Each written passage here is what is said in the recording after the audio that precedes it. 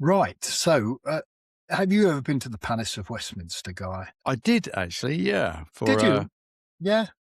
out on the front by the river for some sort of reception. Yeah. What in your banking days? Something to No, do? in Ah. the when I worked for the Department of Trade and Industry, as it was then. And did they whoever took you there? Did they entertain you? Oh yeah, yeah. Yeah. There was trays of drinks buzzing around and that sort of stuff. Oh. Yeah, Oh, very nice. Very it nice. was And that nice. was something to do with your work activities, was it? Yeah, yeah. Yeah, Not yeah. social. Yeah.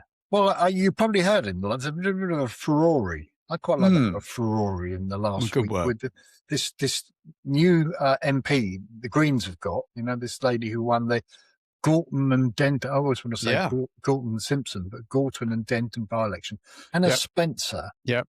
She's caused a huge fuss, especially amongst the old Humpty Dumptys and what have you, because she said that as and when you go in the Palace of Westminster, you can smell alcohol off of the breath of MPs and peers as they're wandering around. And the inference is, I guess, that they're bright and new, spangly young things, and they want a change. I don't know whether they want it to be alcohol free, or that's not been made plain, but she's made her distaste evident in respect of drinking at work, I think you'd say. So I thought we could have a look twofold, really. We could have a discussion about drinking at work, because I think you and I are from a different age in respect of drinking at work. And then we could have a look at what sort of facilities are available to MPs. To drink at work. Yeah, to drink at work. Well, what sort of facilities are available to drink at work? But we could start by talking about when you were a boy banker way back. Yeah. When you started, and it's any secret to say that the TSB, wasn't it? Yeah, in the 70s. Yeah. What was the situation with regard to having a drink at work in those days? Well, I can't remember us drinking, going down the pub or anything at lunchtime. And I can't remember if there was a rule about that we shouldn't drink at work, but there was definitely a culture of going for a drink after work with your colleagues. Crikey, you didn't go at lunchtime? Never Friday lunchtime down the pub or birthdays? Or... No, we didn't. Maybe on birthdays, but yeah, we weren't regular drinkers. No. But we sort of saved it up for the Friday, and then a little bit later in the 80s, I remember one particular manager for the team spirit of the branches in the local Brighton area. He formed what was known as the AU, which was a rival organisation to AA. It was called Alcoholics Unanimous. Oh dear! And the expectation was, because our bank used to stay up until 6 o'clock on a Friday. I remember which was you were much late, longer than anyone else. 3:30 we were. Yeah. And the thing was, on a Friday we used to go round to I think it was called the Elephant and Castle pub in London. Near Road Baker in Street. Brighton. Yeah, I know. Yeah. And then all the other branches nearby, their staff would descend on it as well. And you'd have 2 or 3 with your colleagues. Then you'd head home, have some dinner, get changed, and then go out. So Friday was good fun. It was exhausting. Yeah, it was good fun. So yeah, less about drinking at work. I think it was just too busy, to be honest. See, we had the completely different. Sorry, I interrupted you in your Friday. No. We had a completely different culture. I was at Barclays, the big branch in town at Barclays, I seem to recall at that point, and quite regularly the pub round the corner, Windsor Tavern in Brighton, was full of bank staff at lunchtime, absolutely jam-packed full of bank staff, and a large percentage of our managers just weren't available in the afternoon. The diaries were blocked out because they were recovering from what they'd done. Or the alternative was quite a large percentage of them were also on the golf course or out at Rotary meetings and what have you, and entertaining the clients and that aside from, you must remember this as well. The bank managers at the time, or with Barclays anyway, they had drinks cabinets in their offices. Oh, I remember that.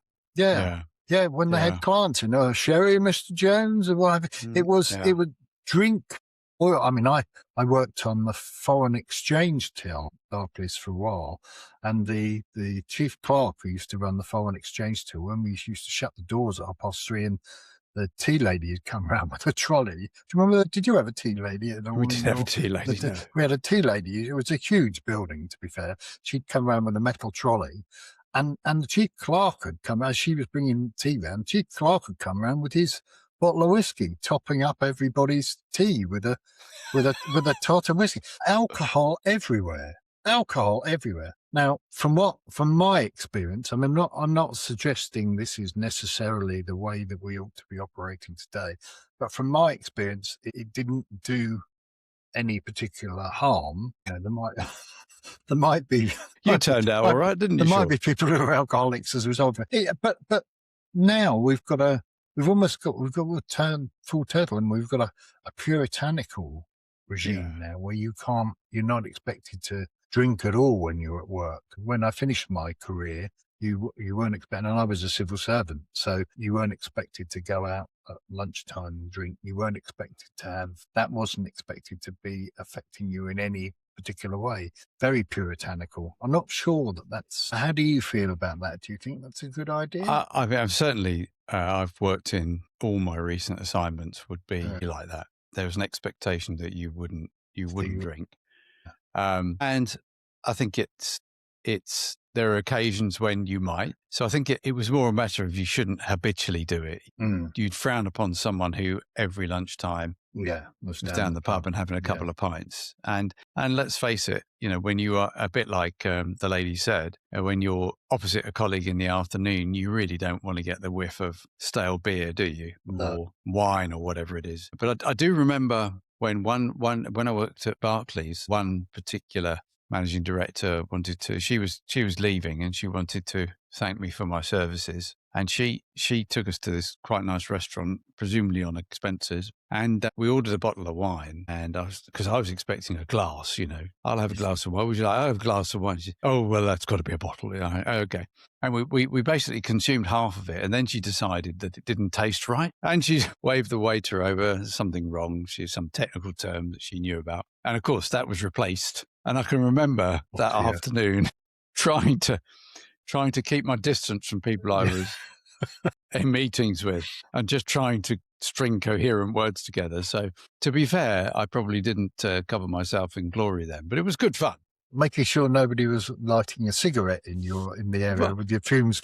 That's another issue, isn't it? Yeah. Sorry, go on. I'm sure everyone was going around saying he's had a skinful at lunchtime. 3 sheets to the wind. Yeah. But you know, these are part of the alcohol, and our relation to alcohol is not necessarily a good thing, but part of the legends of offices are made when someone's got absolutely plastered, aren't they? Christmas parties, isn't it? Christmas parties.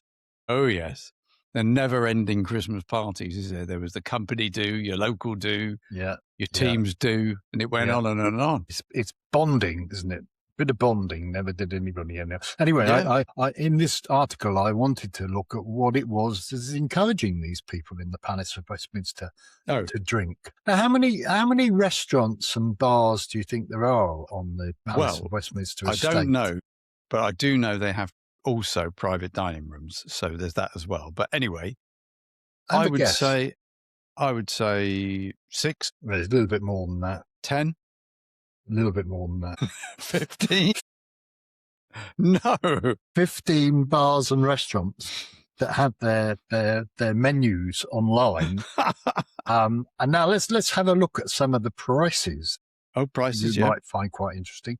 So we're looking at the Strangers Bar now. Okay. So the Strangers Bar, from what I can gather, it's open to both the public and visitors and members. And the Strangers Bar, just to give you some indication, we're talking about draft beer here, because I think that sort of gives you a picture.